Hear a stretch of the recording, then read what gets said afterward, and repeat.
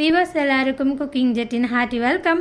இந்த வீடியோவில் ரொம்ப சிம்பிளாக செய்கிற மாதிரியான ஸ்வீட்டாக இருந்தாலும் டேஸ்ட்டில் ரொம்பவே ரிச்சான பாசிப்பருப்பு நெய் உருண்டை. இதை நம்ம பாசிப்பருப்பு லட்டுன்னு சொல்லலாம். நம்மளுடைய பாரம்பரியமான இந்த பாசிப்பருப்பு லட்டை வீட்டில் டேஸ்டியாகவும் ஹெல்த்தியாகவும் எப்படி செய்யறதுன்னா நான் உங்களுக்கு செய்து காட்டியிருக்கிறேன். இந்த வீடியோ பிடிச்சிருந்ததுன்னா மறக்காமல் லைக் போட்டுருங்க. இன்னுமே நம்ம சேனலை நீங்கள் சப்ஸ்கிரைப் பண்ணாமல் இருந்தீங்கன்னா சப்ஸ்கிரைப் பண்ணிவிட்டு பெல் பட்டனை அழுத்தி வச்சுக்கோங்க. வாங்க இப்போ இந்த பாசிப்பருப்பு லட்டு எப்படி செய்யறதுன்னு பார்க்கலாம். பாசிப்பருப்பு லட்டு செய்கிறதுக்கு முதல்ல பாசிப்பருப்பை நம்ம வெறுமனே வறுத்துக்கணும். இன்றைக்கி பாசிப்பருப்பு லட்டு செய்கிறதுக்கு நான் 1 கப் அளவுக்கு பாசிப்பருப்பை எடுத்துருக்கிறேன். இந்த 1 கப்பு பாசிப்பருப்புக்கு நமக்கு 14 உருண்டைகள் கிடைக்கும்.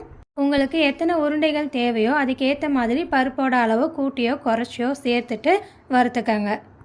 வறுக்கிறது பார்த்தீங்கன்னா நம்ம சேர்த்த இந்த பாசிப்பருப்போட கலர் ஓரளவுக்கு நல்லா சேஞ்ச் ஆகி வரணும். அந்த அளவுக்கு நம்ம வறுத்துக்கணும். வறுக்கும்போது மறக்காமல் மீடியம் மணலில் வச்சுட்டு வறுத்துக்கங்க. அப்போ தான் இந்த பாசிப்பருப்பு நல்லா வறுபட்டு வரும். அது மட்டும் இல்லை, வறுக்கும்போது நம்ம கைவிடாமல் தொடர்ந்து நம்ம கலந்து விட்டு வறுத்துக்கணும். அப்போ தான் பாசிப்பருப்பு எல்லாமே ஒன்று போல் வறுந்து வரும். இல்லைனா கொஞ்சம் பருப்பு நல்லா வறுந்துட்டு கொஞ்சம் பருப்பு நல்லா வறுபடாமல் இருக்கும். அந்த மாதிரி இருந்துச்சுன்னா நமக்கு லட்டு அந்த அளவுக்கு டேஸ்ட் இருக்காது.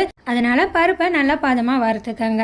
இப்போ இந்த பாசிப்பருப்பு பார்த்தீங்கன்னா நல்லா கலர் சேஞ்ச் ஆகிட்டு வறுந்து வந்துடுச்சு. நான் உங்களுக்கு எடுத்து காட்டுறேன் பாருங்கள். இந்த அளவுக்கு நல்லா வறுந்துருக்கணும். பருப்பு வறுத்ததுக்கு அப்புறமா இதே கடாயில் நம்ம பருப்பு வச்சுருக்கக்கூடாது. அப்படி வச்சுருந்தோம்னா கடாயோட ஹீட்லேயே அந்த பருப்போட கலர் இன்னும் நல்லா சேஞ்ச் ஆகிடும். அதனால் இந்த வறுத்த பருப்பை ஆற வைக்கிறதுக்காக பிளேட்டில் மாற்றிக்கங்க. இப்போ இந்த பருப்பு பார்த்தீங்கன்னா நல்லா ஆறிடுச்சு. இப்போ நான் அரைக்கிறதுக்காக இதை மிக்ஸி ஜாரில் சேர்த்துக்கிறேன். அடுத்ததாக நம்ம செய்கிற இந்த லட்டோட வாசனைக்கு ஏலக்காய் சேர்த்துக்கணும். நான் 3 ஏலக்காய் எடுத்துருக்கிறேன். அதை இப்போ இதில் சேர்த்துக்கிறேன். நீங்கள் ஏலக்காய் பொடி வச்சுருந்தீங்கன்னா அரைச்சதுக்கு அப்புறமா கூட சேர்த்து மிக்ஸ் பண்ணிக்கோங்க. இப்போ நான் இதை அரைச்சிக்கிறேன். நம்ம மிக்சியில் அரைக்கிறதுனால ரொம்ப நைஸெல்லாம் அரைப்படாது. அதனால முடிஞ்ச அளவுக்கு நைஸாக அரைச்சிக்கோங்க. அரைச்ச பாசிப்பருப்பு மாவு பார்த்தீங்கன்னா 1.25 கப் அளவுக்கு கிடைக்கும். இதை வேறு ஒரு பாத்திரத்தில் மாற்றிக்கலாம். அடுத்ததாக நம்ம இந்த லட்டுக்கு தேவையான இனிப்பு சேர்த்துக்கணும். அதுக்கு 1 கப் அளவுக்கு சர்க்கரை எடுத்துக்கணும். சர்க்கரை பார்த்தீங்கன்னா இந்த கப்போட தலை தட்டின மாதிரி எடுத்துக்கோங்க. அதிகமாக எடுக்க தேவையில்லை. நான் நாட்டு சர்க்கரை எடுத்துருக்கிறேன். நாட்டு சர்க்கரைக்கு பதிலாக நீங்கள் ஒயிட் சுகர் யூஸ் பண்ணுறதா இருந்தாலும் யூஸ் பண்ணிக்கோங்க. ஒயிட் சுகர் சேர்த்திங்கன்னா 3/4 கப் அளவுக்கு எடுத்துக்கோங்க. ஒயிட் சுகர் சேர்த்தாலும் இந்த மாதிரி நல்லா அரைச்சிட்டு மாவில் சேர்த்துக்கோங்க. நான் இப்போ அரைச்ச சர்க்கரையை பாசிப்பருப்பு மாவோட சேர்த்துக்கிறேன். அடுத்ததாக நம்ம இந்த லட்டில் கொஞ்சம் முந்திரியை நெய்யில் வறுத்துட்டு சேர்த்துக்கணும். அதுக்கு 1 டேபிள் ஸ்பூன் நெய் சேர்த்துட்டு 12 முந்திரியை இந்த மாதிரி கட் பண்ணி எடுத்து வச்சுருக்கிறேன். அதையும் சேர்த்துட்டு முந்திரியோட கலர் சேஞ்ச் ஆகிற வரைக்கும் வறுத்துக்கிறேன். இப்போ பார்த்தீங்கன்னா இந்த முந்திரி நல்லா வறுபட்டு கலரும் சேஞ்ச் ஆகிடுச்சு.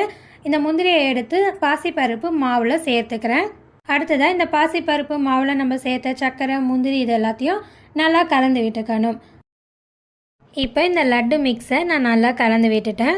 அடுத்ததான் நம்ம உருண்டை பிடிச்சிக்கணும் இல்லையா, அதுக்கு தேவையான நெய் சேர்த்துக்கணும்.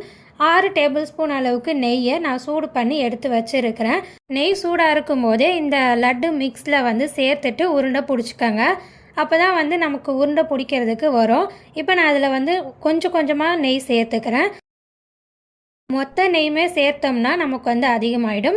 அதனால் இந்த மாதிரி கொஞ்சம் கொஞ்சமாக நெய் சேர்த்துட்டு மிக்ஸ் பண்ணிக்கோங்க.